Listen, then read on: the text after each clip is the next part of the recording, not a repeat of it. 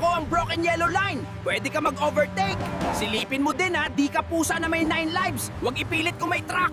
Ako ang single solid yellow line. Bawal mag-overtake. May kasalubong tayo at mapanganib. Simpleng guhit di masunod. Dito Fast and Furious. Ako ang double solid yellow line. Bulag ka ba? Bawal mag-overtake both sides. Blind curve to. Gusto mo bang sumalubong sa bus?